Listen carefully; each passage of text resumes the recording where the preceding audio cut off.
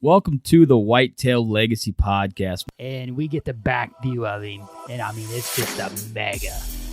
52 yards is a long shot. Magnum PI, what we named him. No idea. Just a Magnum. Yeah, just a Magnum. Come on, Cam, last year, we said probably 150, mid 150. Yeah. Same doe from the morning come out with that 9-pointer. Here steps out this 90-inch 8-pointer. You're like, I'm like, okay, well, there's still a buck back there grunting. Yeah. And then out steps like another 90-inch 8-pointer. I'm like, all right. Yeah. Bro. Yeah. Bro. Yeah. You're like, I'm like, deer right there. Yeah, like and he's already yards. 30 yards. Yeah. He was literally 5 yards from the base of the tree. Could have been, had a buck down at 1:40 in the afternoon, back there deep on public. 3 does come out pretty early. It was like 245, 24-yard shot, sent the combat veteran, and I tell you what, man, dude, it just smoked. We always get so jacked up when the other person kills. It's just almost like we got it done. Yeah. And when you killed that doe, I was like, hell yeah, man. And we come down here to Missouri. I asked Homie one more time. I'm like, is it a good buck? And he goes, yeah, real good, solid buck. I'm like, all right, boom. And the deer just drops. Sure. Super special meat. Whitetail Legacy Podcast, bringing you back to the hunt and leaving a legacy. Baller rut. All right, welcome to the Whitetail Legacy Podcast. Once we had this figured out, we decided to change stuff up, and it took us like an hour to get this thing started, but here we go.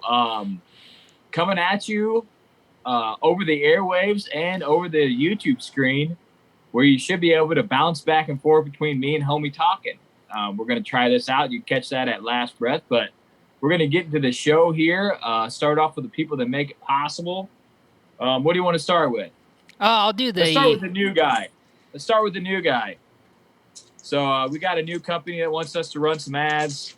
And I actually took notes over here for a change because I can't come off the screen, you know? I'm stuck. But it's called Underwarmer. And basically what it is it's a compression-fitted body warmer. There's 8 large air-activated heat packs built into this. It's like a vest, basically, with hot hands already built in. And it's good for 12 hours.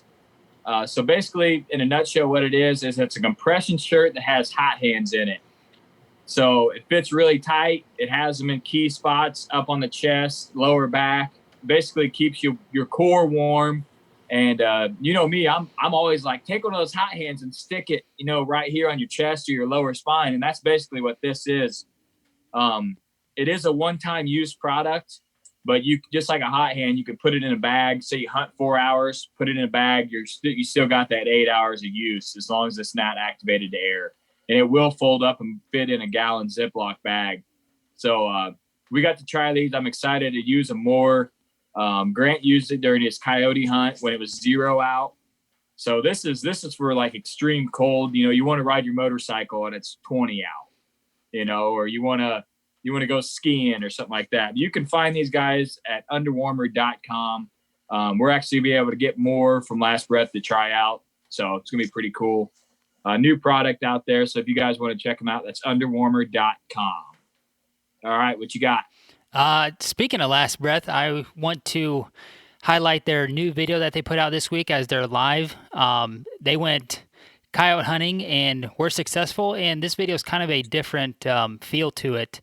They are trying to explain their setups to be successful while coyote hunting, which ways the wind's blowing, which way they're expecting dogs to come from, and I think they have 3 different successful hunts on there in that short video, so a little different flip on that, trying to educate on how they are setting up to kill coyotes, which we are currently trying to do right now, so you can check that out on the Last Breath YouTube channel. All right, I got Exodus trail cam tip of the week. A lot of people are taking their trail cameras down right now. We have quite a few down, but we also have some still up trying to catch when those sheds are dropping. It's a great tool to utilize if you got an area where, you know, I normally find my sheds in the same area most of the time.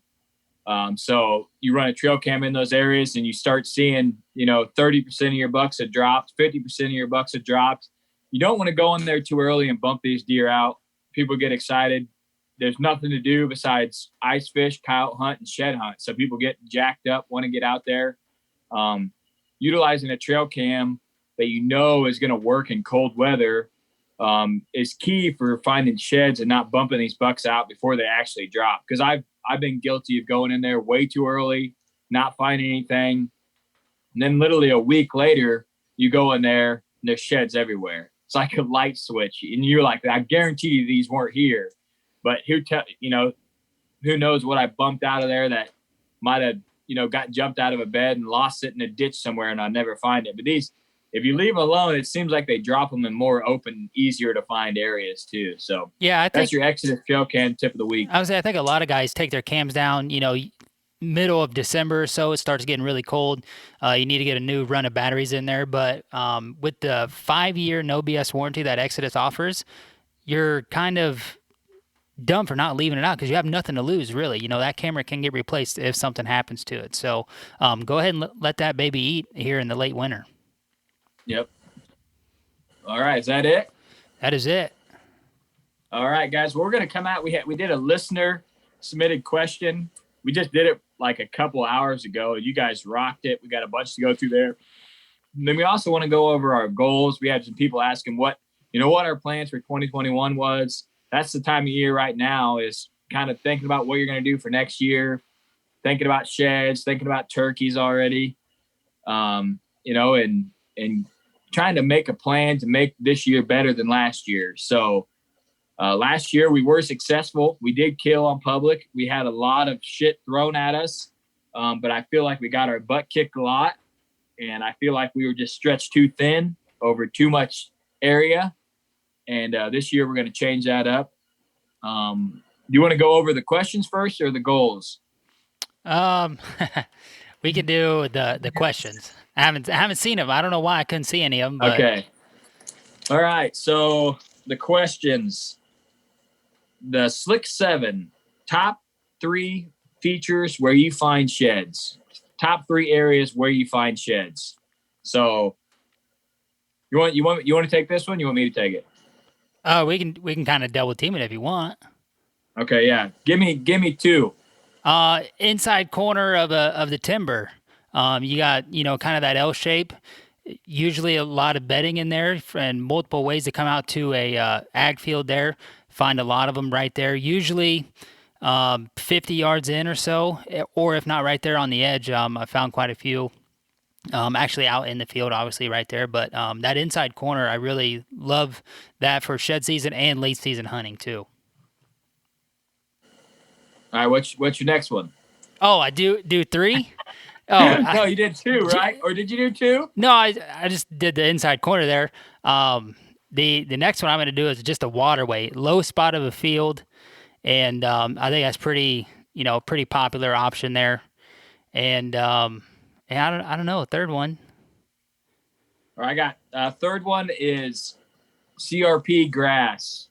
I think that outside of the timber, there's more sun. I think that the grass still gives them some cover, but I think that when they're treading through that deep snow, they seek out that grass as kind of cover, but most of the snow's melted off, so it's easier to get into. I find probably 75% of my sheds in CRP grass, which it doesn't. I say CRP grass because some of it is CRP and some of it's just stuff that isn't mowed along the edge of fields and shit. They're easier to see there. And then another place I find them is a lot of people walk the edge of the field. I like to go to the low spot of the field, whether there's a waterway there or not. Always seems like homie said, an inside corner or a low spot is where they're going to drop the sheds. If it is a cornfield, I do grid that. Cornfields are my favorite. They're harder to find, but I find more in cornfields. And then another tip that I would tell you is when you're driving around, if you're not driving, you're riding, make sure to be looking, because I found multiple off the road. And the property that I can go on, I'll do circles in the wintertime checking. And I found like 7 or 8 off the road on those properties out in fields and stuff. I always carry my spotting scope. I've had a lot of 300-yard walks to stick sheds, but that's key, man. You just driving around, be looking out in those fields. So I was like, you're good for like 1 or 2 road sheds a year. yeah, 1 or 2 road sheds a year, I'm pretty solid for. All right, White Cat Outdoors. In the heat of the season, what keeps you on track to keep you filming your hunts? Go ahead, homie, rip it. That's a good question. It's tough especially when you're early in the game of filming, and you don't really have kind of an idea of what you want to do with that. You're just kind of maybe out there filming, getting started. But when you get we'll say a video compiled, put together, or something that happened to me when it was actually my very first year hunting, and it was probably 2 weeks before I stopped filming that year. I had a buck come out into a standing bean field, and of course, obviously, they were brown beans, and I misidentified that buck in the moment, trying to film, trying to call to him, trying to get him come closer, get binoculars on him. I mean, you're doing 90 things when you're self-filming. And then I got to watch that film back after that hunt in the truck, and just even on, the viewing screen on the camera. And I was like, oh shit, I know that buck. But in the moment I had no idea, because it was, 250 yards away. But being able to go back and watch that, I was like, damn, like that's pretty handy now. Now I can put some history, or, I know where that buck was at, even though he wasn't on cam. I know on November 10th at 10:30, he was out in the middle of this beans, 80 yards from the neighbor's property, went into the neighbor's property there, so probably just up cruising for a doe at that time. And being able to have something like that can really provide information or intel like that is a very good reason to be filming. And I mean, just the memories are like, you guys know Cody and I, we're always jacking around, trying to have fun, making each other laugh, calling each other out on dumb shit. And if you get to film some of that, like there is some hilarious raw audio. And, as I edit a piece or something and going through to find out which clip I want to use, just listening to the raw audio of what Cody and I are saying in the moment, or getting to hear what we're talking about while Magnum's coming in or whatever, it kind of makes you want to it makes you miss the tree even more, because you're like, man, yeah, that's another funny thing that we did together. So those are a few things that, kind of keep me motivated, at least. Yeah, I would say when you get some success, and you get a film, or you get your target buck on film, or you get a kill on film, it makes it worth, a lot more worth it. So I don't know where these guys are at. I have listened to their podcast. I'm not sure where they're at on the filming side though, but once they get some successful hunts, it makes it way easier, because you get to see that, you get to live it. You're like, okay, this is what I'm doing this for. When you're just going out there and not seeing deer and filming, it's shit. Straight shit. It's Yeah. I mean, you can only film a leaf blowing, so many times, pulling your bow up, doing all that shit. But like, one thing that we've learned is you have to go into every hunt like you're going to kill, because if you don't get all that shit leading up to the kill, then when you go to put it together, you're like, oh, damn, the first clip I have is this deer coming in, and I have nothing before that of the day. The lighting's going to be different. It might be snowy in November. It might have a dusting in October when you normally don't, and you can't go back and recreate. If you wanted to do that, you can't go back and recreate that, because in October, that shit's going to be gone in 2 days when it's 50 the next day. So you just have to go into every hunt like you're going to kill and film that shit every time. If you're into that, whatever you want to, you're going to get out whatever you put into it. So just stay on top of it. I know it gets old, but just like we've said on here before, Cody and I stopped filming shortly after the rut, our very first year of hunting with self-filming, because it's a lot to take on the first time. But the next year, we're like, we're going to stick with it. We got some better gear, and it made it a lot easier on us. And, then we were able to get some good film, get a couple of videos put together, and then, now we're off and running. So.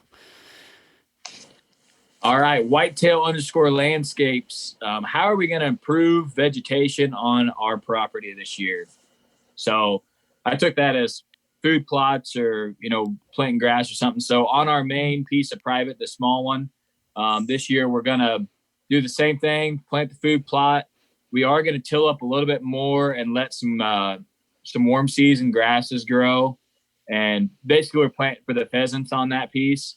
We did do a big burn on that piece a couple of years ago. I don't think we're going to do any of that this year, but hopefully getting a new piece, we might be able to do something on there. Not sure what we got going there, but definitely going to be planting that food plot. We haven't been, well, you killed your buck off of it, but we really haven't seen a lot of success on that area. But that's the area he wants the food plot in, and that's the reason we can hunt there. So we're going to keep doing that. One thing I want to ask you is, well, when I was hunting out there late season, so the deer kind of just vacate that property, that whole block, just kind of letting the listeners know.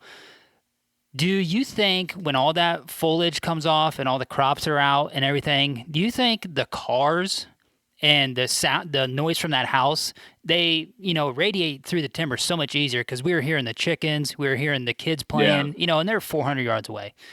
And do you think that kind of pushes the deer out more than anything else, really? Yeah, I think it's just they get back to more cover. There's just that grass is there, but there's not a lot of cover there. You think with those cedars and stuff, they would stay, but all that ag's gone, and that place is never really a destination place. It's more of a fly-through place. So they have a destination place that they like to stay. And I think they just go there. And in my mind, it's south. Just like, when the bracket buck used to show up on the lease to the south, he always came from the north. So that could be a buck that was living on that piece and coming, just south of there, like a quarter mile, is a giant block of timber. Huge, miles and miles and miles long. And we just got this little strip. So if I was a deer that had been hunted, pressurized from other properties and ours, and I would go where there's a bunch of ag, where there's cover, and we just don't have the cover. And there's nothing you can change. You're just on the north end of that. But that house probably has some factor to it. And I do believe that food plot, them being able to see from the road, makes a huge factor, because it seems like when they pick that corn by the road, there's less deer in it than before when the corn is by the road. Yeah. So, and getting back to Whitetail Landscape's question is, we had talked about maybe using strips of corn rows as a screen there, just a little something extra. I still have a bag of sorghum that Logan gave us that we can probably plant where we did the Milo. And we should ask about maybe trying to do a quarter acre or a half acre down by the scrape tree, doing kind of a late green fall mix there. And that really is, there's a tree, which is a community scrape tree. There's 3 or 4 scrapes all the way around it every year. And this year we had a mobile backup off of it, a lot more intel off of it instead of actually being on the tree. And there's CRP there. And I think that spot's going to hold a lot of moisture. So I think we should get a good late season if there is even, kind of a drought situation. I think there's something to, if there's a food plot there, maybe to draw them off the creek and get them into shooting range. And just a little bit more like grab a couple bites here before you go north. Yeah. So I like that idea. I think there's nothing planted down there in that bottom. And those thorns and stuff are starting to take over that area some. So I think if we say, hey, we're going to take out, some of these thorns and get something planted down here, he'll be fine with it, but something we'll have to ask. So let's get on to Fred Zerfla. That's how I'm going to pronounce it. Dream hunt if money wasn't an option. So go ahead and go first. Bighorn sheep. And, I actually might go to like southwest for that instead of going up north. I might go southwest. For some reason, those just with the background, out there in the desert looks pretty cool. Right on. Mine would probably be caribou in Alaska. That giant herd that migrates down with a rifle, just set up, make it like a 3 or 4 day hunt. And just let me just watch them for a couple days and camp out, and then shoot one. There's just so many caribou. If you can get the tag, it's if you can make the shot happen within a couple 100 yards, you're pretty solid. So could you imagine seeing all really, of them caribou? Yeah, really high rate. I mean, you're going to see like 1,000 caribou a day. Yeah. It's ridiculous. You know, it's a high rate success, but it's more or less just being in Alaska, like the overall experience. Getting there, getting back, and shooting something on like the third or fourth day, and you might have passed something that was bigger, or a big one might come on the third day. You have no idea. It could all be cows for a day. You have no idea, but just something definitely an adventure hunt. So I'm going to skip Exodus 1 because that's going to be the longest one. Okay. And then we'll go to Triple Threat Retriever. He wants a live push-up contest. I'm down for that. I don't think we're going to make that happen. I'd have to angle the camera down, and I did chest today, so I say today's chest day, so not today. Yeah. Hey, but I ripped chest. No, I already we'll did do 125 push-ups. We'll do it. We'll make this happen. We'll get in the studio, just get ripped one night, and be like, oh hey, let's do this push-up challenge, and rip out about 8. Yeah. The guys forgot about it. He asked for 3 months ago, but yeah. Kevin Berkeley, 15. He had 2 questions: rutcation plans, and are we going to take the kids out early season? So my rutcation plans is I'm going to shoot for 10 days, probably 7 or 5 in a weekend, and maybe try to cheat a couple float or AAs in there. I am going to try to separate it on the weather a little bit. If it's shit weather, I'm not going to take it. I know we have to schedule that 1 week, but I am going to schedule probably 2 days and then 3 days separate to get that week, and then schedule it for 3 days for a family vacation plus a weekend, and then 2 days a week or a Thursday, Friday in the rut, and then plan my other 4 days, 5 days as, whatever. That's my plan for the rutcation. And of course it'll revolve around what homie got going too. Try to game plan something so we can film each other. But what do you got? What's your idea? I think I'm going to do that 1 week we can get out there on the public. It'll be, I don't know if it'll be the week we took last year or the week we took 2 years ago, but usually one of them weeks, going to be there first 2 weeks in November. And then I have that scheduled already, I think. I can't remember. They make you put it in before you even take the vacation of the previous year, so yeah. I put that in 4 months ago. Change form and change it every year. Yeah. I do have to burn a day of vacation. We are going to North Carolina to see my wife's sister. So won't be doing 2 weeks this year straight. But no. Just like Cody said, am going to try to maybe do something in October, late October, like I did 3 years ago. I did that for 2 years in a row.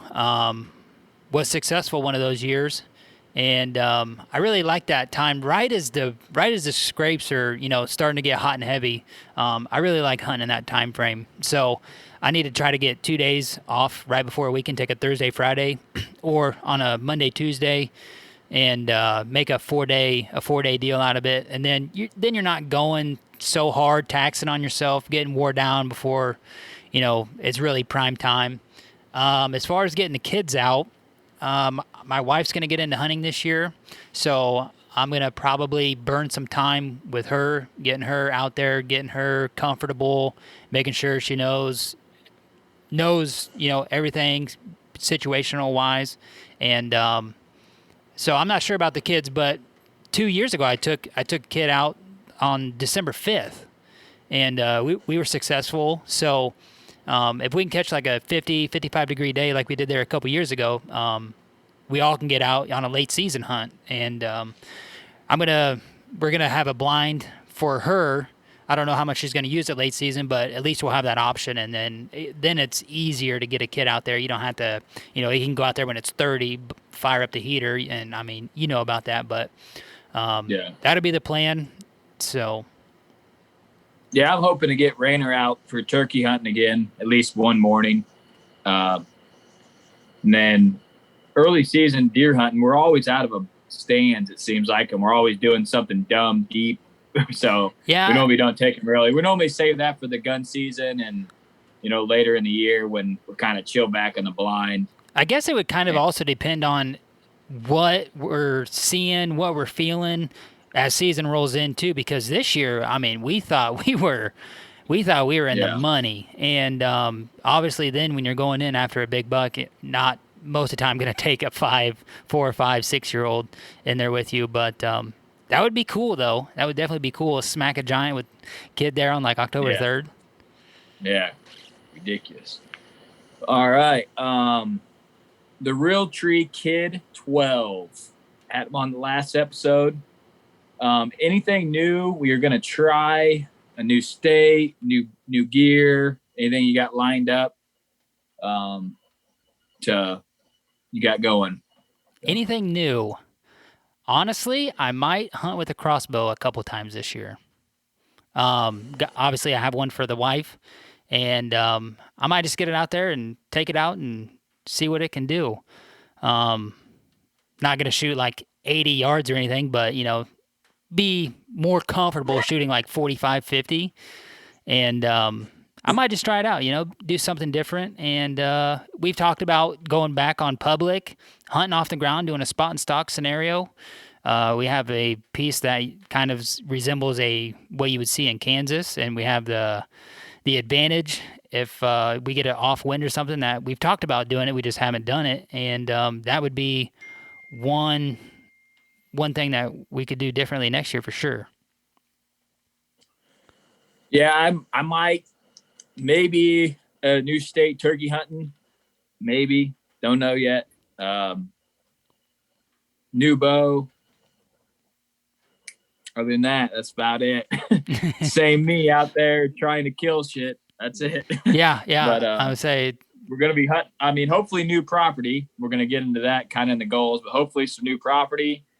And that'd take up most of the time if we get that for sure. So, all right, we got Dan Donovan. Are we doing the no picnic again?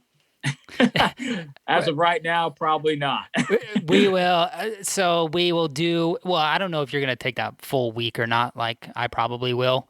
So I guess it'll kind of depend on what you decide with your vacation. But I think I'm going to go a week solid there. And you going to record podcasts every day? I think that's the question. Yeah. That'd be kind of tough by myself. Yeah. Like, well, I mean, if you're taking the full week, I'll probably be taking the full week too. Like I said, my shit normally revolves around what you got going on. So then you try to get out there together, and you have to take 2 days for family. So you have 3 days left. Yeah, I don't have to take the 2 days for family, but I'm going to. Yeah, and yeah, then, yeah. I mean, I can take AAs. It ain't a big deal Oh, there. yeah, but 100%. Yeah. I probably going to do that, and then I mean, they don't have the not being at work or being at work on November 7th, 8th, 9th, 10th. Like, come on, it's going to kill you. So Charles Headland, he wants to know our plans for the rut. More than likely, we'll be back on Magnum, trying to kill him, and wasting our time. A lot of time in the tree, and more aggressive every year. More aggressive. So, and lastly, before we go back to Exodus, is chasing public. He wants to know some realistic goals for a blue collar hunter to set, and why it's important to make realistic goals. So, for a blue collar hunter, I'd say, first off, you got to figure out how many days you're going to be able to hunt. And if you can't hunt a lot of days, it's really hard to get it done. That's time in stands, what kills these deer. Take the time you can, make it your best priority sets, your best stands, your best time of the year, best conditions. And it's important to set those goals because a lot of the people follow on Instagram, they hunt a lot more than other people. I feel like we hunt a lot more than a lot of guys do.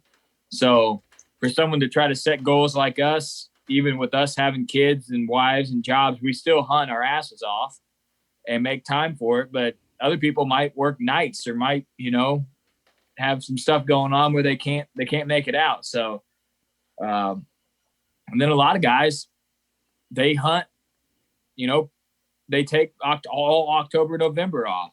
It's hard to compete with those guys. So try to set realistic goals so you don't get burnt out, and if you don't meet those goals, if you're like us and you're goal oriented, it'll crush you. You feel pretty bad about it. What do you got to say, homie? So a goal is a benchmark or something to strive for, to push yourself. And sometimes what you think is obtainable isn't, especially when it comes to hunting. Like, you're not in control of anything. But in sports and fitness, like, you have some sort of impact that you can do. And, you want to set something and achieve it. That way you can look back and, track your steps and be like, okay, what I did here put me in this position. And when I was in that position, it made my goal easier or more attainable. So setting a reasonable goal, but also set something that makes you push yourself, makes you better yourself, and continue to evolve as a hunter or a dad or husband or whatever you want to do. So I think it's important. All right. And lastly, let's go back to Exodus. They want to know what we're going to do to target MAGNUM in 2021. We shared a picture of MAGNUM. And we can make a whole podcast about this, and I'm sure we will eventually. Yeah. But in a nutshell, last year we had too wide of an area. This year we've shrunken the area down to a quarter of the size, maybe an eighth of the size of what we're going to go after, what we're going to waste our time on. We're going to try to make sure all of our sets are in that area, whether it's October or if we got the right conditions, we're going to be in that area. We're going to scout that area very heavily coming soon. After this cold weather breaks, we just put a lot of our eggs in the basket of one key area and the entrance and exit routes that he's using in that area. Change our trail camera plan up to basically that area and the areas that we've seen him in the past, and kind of leave one of the areas that we thought was going to be the money where we were going to kill him. So thing changes on every land, but it changes day to day on public. So if you have other guys move in, you definitely got to make some plans to change it up for next year. So, and hopefully he's still alive, but we didn't hear anything about him getting killed. So I think we would have heard something. As many people I know around here, I would have seen a picture or something. So what you got? What are you thinking? Just like you said, get into where, what we call the MAGNUM zone. Get in the MAGNUM zone, move around, hopefully encounter him more than one time. I mean, we've been able to encounter him one time the last 2 years, one time each year. And just giving us the slip. But one thing we did learn last year is see a big buck do something, go there and do that. Basically just kind of follow your gut. Like, another deer's probably going to do that, especially when the biggest deer in the area is doing it, Just stay after it. Like, I think we gave a pretty good effort last year on him. And it's preseason, during season, while we can hunt him. And just like Cody said, the thing is finding out if he's still alive. We don't really get to see MAGNUM until at least no sooner than probably October 20th. So we have a short window there to get on him and then closes down. And then when it opens back up, you got roughly 8 to 10 days to get in on him again. And then it's I guarantee party if over. he's alive, our vacation would change up real fast. Yeah. Because he's gonna be bigger than big. So we'll be like, we're going all in. First mobile pick. I thought after last year we said we were going to put all the eggs in one basket again. Your direct quote. We'll put all the eggs in one basket. All the eggs in one basket, right in there. Here we go. At least on that property. That's key. Everything's going. I'm not doing the whole property again. No, yeah, I would say downsizing the preseason. The trail cams, getting them into where they need to be. If you think about like the amount of ground we're going to cover compared to what we did, it's like a quarter or an eighth. You know what I mean? Of where we're going to shrink in and not. We know the bucks are back there, so if we can find them early, great. If not, we got to see if Magnum's alive, and there's other bucks back there. Yeah, so. Not banking on past history, but utilizing that intel for future hunts. And I think probably adding a couple cell cams is something we'll do. We'll add a couple cell cams to our arsenal, so we'll have almost a handful there, and let us know. Hopefully we can get on him earlier. That's a goal. Get on Magnum sooner. But if it's not possible, it's not possible, and we know where he's going to be late October. Yeah. All right. Well, that wraps that up. Like I said, we could do a whole podcast about that stuff, but talk about our 2021 goals or plans, what we got going on. A lot of people were interested in this, had some questions about it that I basically figured we'd all cover now. But my 2021 my main goal is just I'm going to try to get a new piece of private. I've been trying here recently, but that's the main goal, is just try to get a new lease where we don't have, hunting public's awesome, but you're competing against these wild animals that are hard enough to kill.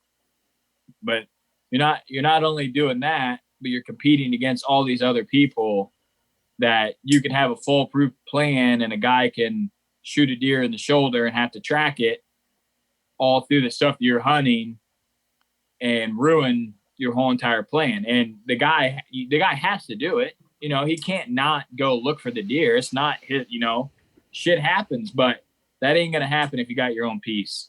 So we're not going to leave the public just because the giant's out there, but we're definitely going to try to have a new piece of ground and hopefully not lose it October 12th or whatever, some bullshit about the time we get stuff lined up.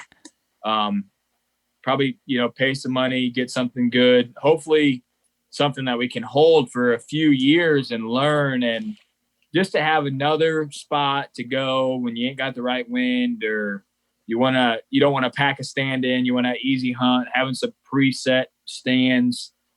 The power of a preset stand is something that is insane when you do 30 plus hunts, pack in, take them out. It's just not only the convenience of it, but it's like the willpower to go. Be like, oh yeah, I can go back there.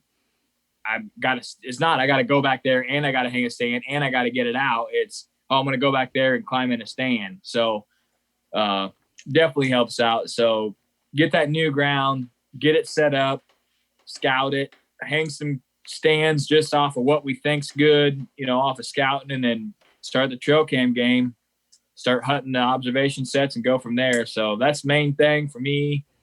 And second, for both of us, of course, is Magnum PI, trying to get on that deer. One of us kill him, hopefully homie. He's had the 2 encounters with him. He needs to finish it out. The deer could very well be above 200 inches. So definitely going to be exciting to see what happens. And you lose yourself in these deer, thinking about them, dreaming about them. And it's really nice when you can just seal the deal and get it over with pretty much, Yeah. Somebody kill this deer. That's what needs to happen. We need to kill him, or someone else needs to kill him, just so he can get over that and get on to the next one that might be a little easier to kill. So But this deer has definitely taught us a lot, humbled us a bunch, showed us that what we thought was supposed to happen doesn't happen. Deer can do whatever the hell they want, no pattern, whatever. But hopefully go on a turkey trip, maybe. I don't know. That's another one goal of mine. And then another goal is to really break down our trail cam plan again, go through all the intel, fine tune it. I really like running trail cams. I think if we run more in a closer area, it's going to be easier on us and more fun. And I still think we're going to get the same amount of intel picture wise. In the Magnum zone, it depends on how big the new piece is, but I think we should run 15, 20 cams in the Magnum zone if we're going to, plan on being in there. So, save, the other 10 or 15 for the private if we get a piece and the small piece that we already have now, but run 15 cams in there and get a good idea of what the hell we got going. We should know. And then, it'd be pretty life altering or season altering if you pull that, that cam right before season and you got him hard horn and he's back there and you're in his zone, then you can really start tweaking and making moves. So that's what I hope happens is he's there early October and we know he's transitioning to food a long ways in October. So we're going to be able to get on him. He's going to be moving before daylight to make it that far back there where he's comfortable. So that's something I'm looking forward to. It's just getting back out there and running trail cams and seeing if stuff out there. So what you got for your goals, plans? As I had kind of mentioned before, is have my wife be successful on a deer, whether I'm there or not. But I just want her to have that full experience, because she's seen like the back half and she's going to get in on some of the front half in the summer, getting stuff set up and stuff. But to actually get your ass out of bed, go up, where are you going to hunt? Why are you hunting there? And be successful on a deer, no matter what it is. I told her, I said, if you pass a deer that's in range for your first deer, I said you're messing up. Like, if it's brown, it's down. I don't care what it is, just go out there and let it rip. And, it is what it is. You need the experience. You want to get out here. You want to be successful. And you get to learn so much after the shot as you do, before, but you don't get them after the shot learning experiences until you take the shot and hit a deer or miss a deer or, whatever plays out. But just getting her out there, being successful, and, we're going to have a handful of hunts together on, a couple on an afternoon that you can't go or something. And I would like to notch another turkey on my venture for a Grand Slam, whether that be a Miriam or a Eastern. I've killed Easterns, just not within the succession here of what I'm doing. That's going to be one of mine.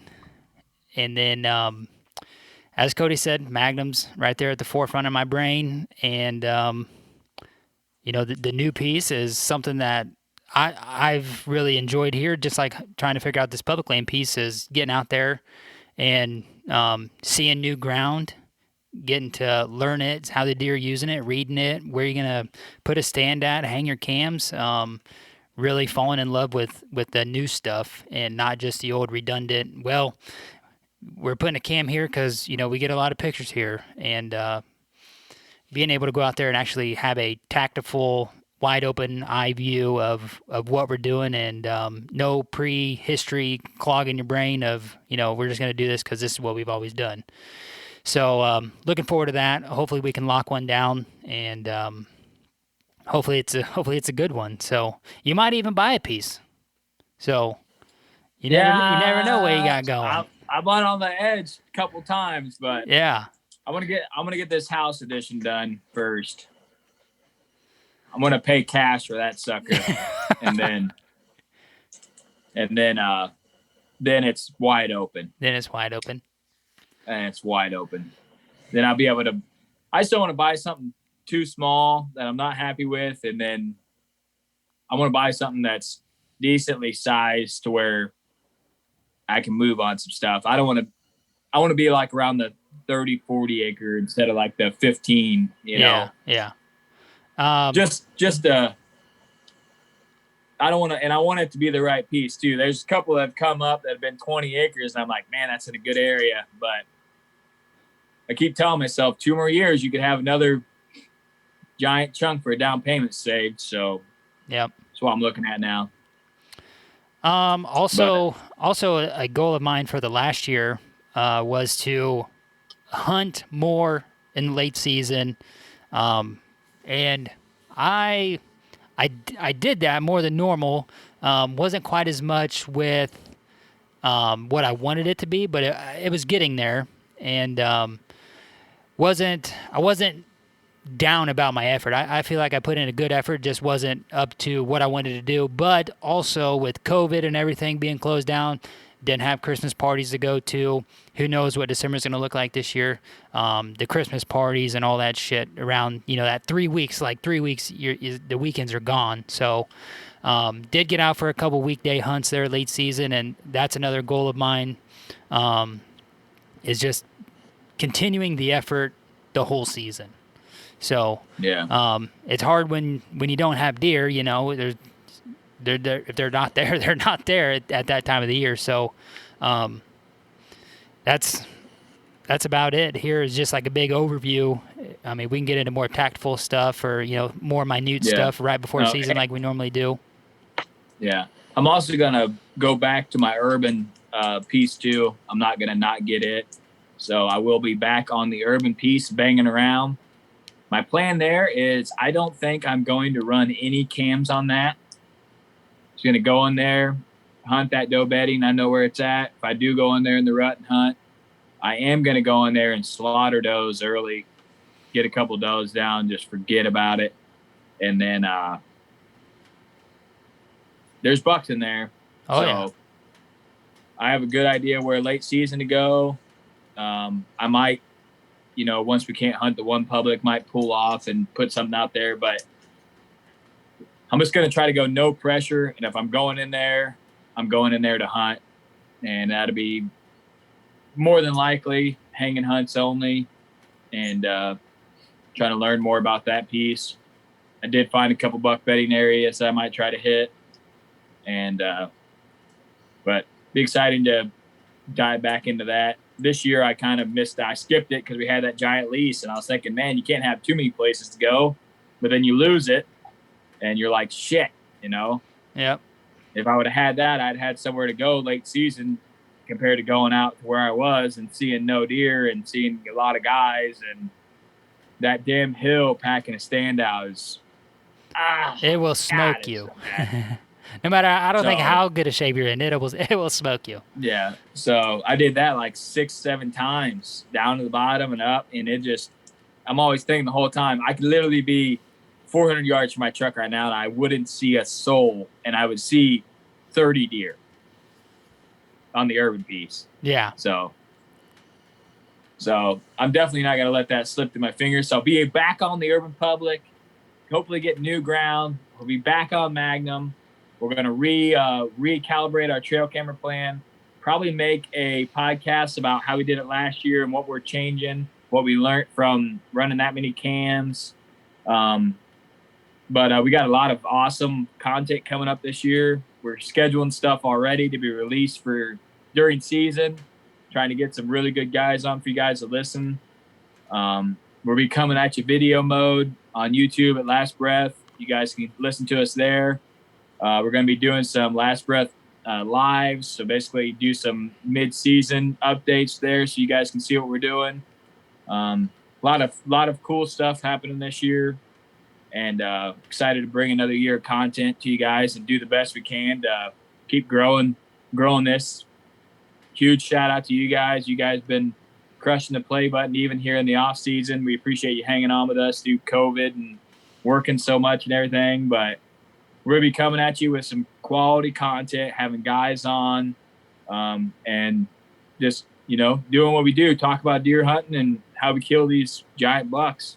So, you got anything else? I think that's it, man. I don't really have anything to add there. You pretty much hammered it all out. I just wanted to transition back to your face one time so they can see the beauty. I'm sitting on my basement floor, bro. What you look like now. They're like, man, these guys are some nobodies. Look at these dudes. But just like always, try to do the right thing, leave a legacy, and Whitetail Legacy is out. Until next time.